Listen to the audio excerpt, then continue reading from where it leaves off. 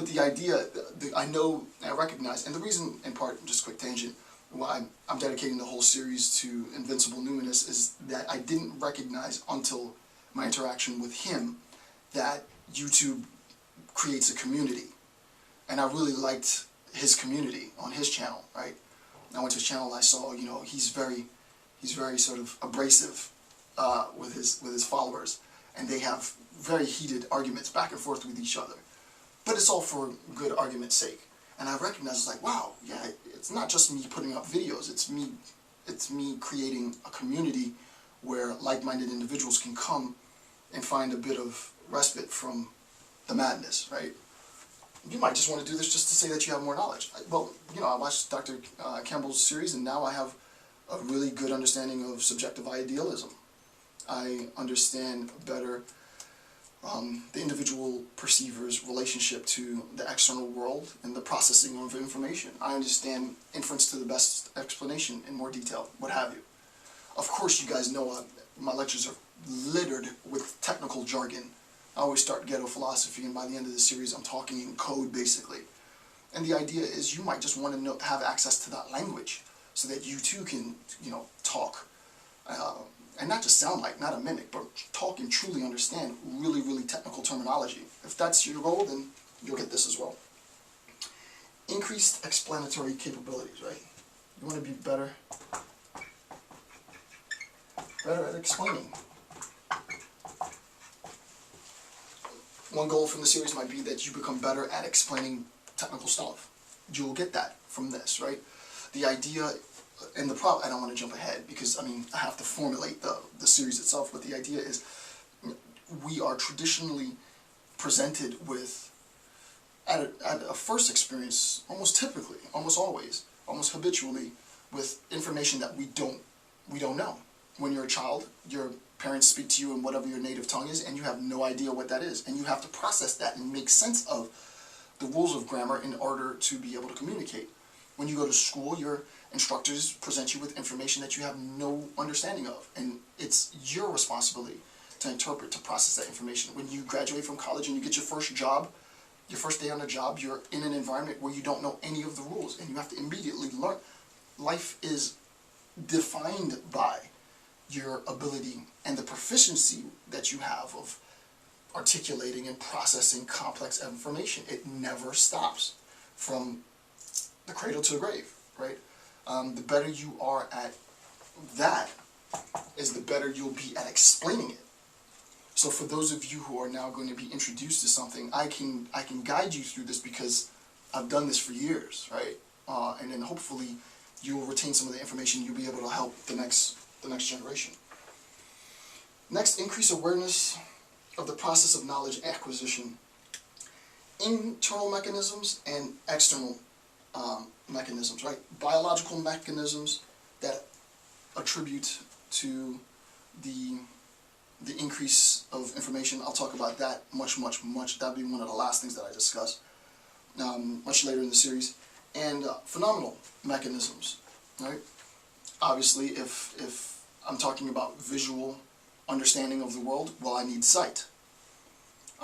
Obviously, if I'm talking about biological understanding of the world, biological understanding of the external world, then, you know, I would hope that my optic fibers are connected in the right way, right? That my hearing is up to par, so that I can sense the, you know, variations in sound in the external world and such, right? So that my emphasis is also going to be heavily on, again, the biological aspects of epistemology, the rootedness in the body, which also pertains to race. I don't particularly believe in race, but race, the fact that I'm black, the fact that you're white, the fact that you're male, the fact that you're woman, the fact that you live in a certain area, all of these conditions are going to influence the way in which you make sense of your world, right? So we'll talk about that.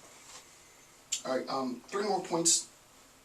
Next, increase awareness for conceptual weaknesses and strengths. It's a very, very important point, right? One of the things that you have to be able to do is you need to be able, by the end of this very long series, to be able to identify a very strong argument and a very weak argument. You'll need to be able to justify why this particular argument is strong and why this other particular argument is weak. right? And it's something that you have to practice, right? You're not going to be able to attain mastery at this without habitual practice, right? This argument is weak. Why? Because of this is a very strong argument. Why? Because of once you understand and you can justify why one's weak, why one's strong, when you go back, and a lot of graduate students, obviously, the only way I could possibly even be getting close to 1 million views is because graduate students are watching me. But so for graduate students especially, when you go back to the recesses of your office, to the library, to your carrel, to do your writing, to write your dissertation, you will be better informed how to construct very, very solid, hard to attack arguments, right? It's almost like sort of war tactics, right? The best tactic is to be in a position where you're as close to being invulnerable as you possibly can be. There is no invulnerability. There's always a weakness, but the idea is to make the weakness very, very hard to locate. What I'm going to teach you, really, to be honest with you, is how to do that. Right? How do I do that? I'm going to teach you how to do that. Now, I'm not going to be explicit in this because then it would just be too vulgar. But hidden throughout the series, here and there, I'll be giving you clues into how this is done. Alright, second to last point on the bottom of page 1, increased demand for specificity and argumentative justification. Right? I've, in my writing now, I will, in the books that I've written, I'll spend 45, 50 pages on one concept. I'm currently in the process of writing right now, and I'm incorporating some conceptions of suffering, and I'm 35 pages half space just on that one concept. Right? What you're going to end up doing is you'll see, because of the logical connections from one concept to other, sort of you'll see a greater tapestry, a greater nexus of information. And the idea is, at least as far as I'm concerned, that there is no end to knowledge, right? The extent is it's boundless, right?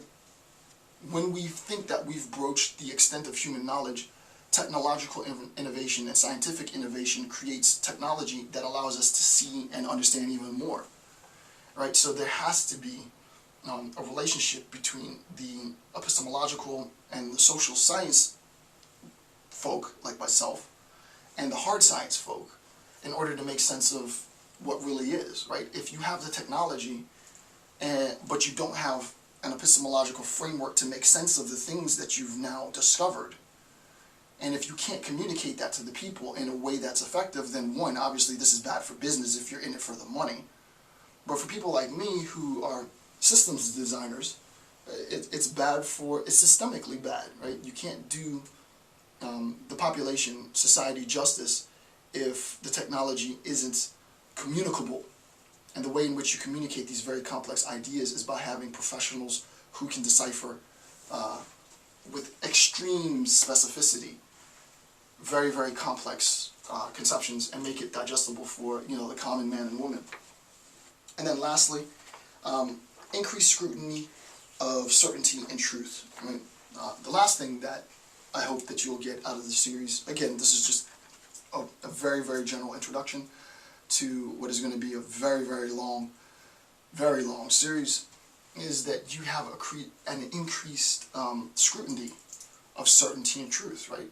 I am not going to, the one assumption that I'm going to be honest with from the beginning, though I will assume the voice of whatever author that I'm lecturing on, the one assumption is that I want you to recognize that though you believe the points that were introduced by Hume, when you read Berkeley, you thought Berkeley challenged Hume's assumption.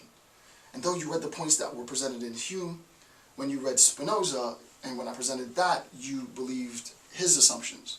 Right? The real beauty of epistemology is, with proper presentation, with proper preparation, with good notes and the book, you should really approach, and this is important, you should approach the series trying to be charitable to each of the authors. Try to believe what they say, even if you don't believe it in the real world, right? Berkeley's going to be the most difficult, I know it. When Berkeley denies the external world, you're like, this is ridiculous. But really, why would he say that? What's the logical justification for that? Try and believe it. Put everything that you have into it to believe it. Why? because what you'll recognize is there is some bits of truth in it, which makes the idea that there's a universal truth, that there's something that you can know with universal certainty, that much more difficult, because there are always bits of truth in everything, right? There is truth laced in everything, and that's what I want to get you. That's my own personal sort of drive, is to get you to a point where you're willing to accommodate those various views. So that's the conclusion of section 1 of my epistemology lecture series. This is the very beginning. I don't want to go dense at all. Just give you an idea of what you're in for. If after all of this boring bit you're still interested, well, stay tuned and I'll satiate your palate with very, very life-sustaining knowledge. So with that, I'm Dr. Jason J. Campbell. Thanks for watching my videos. Have a good day.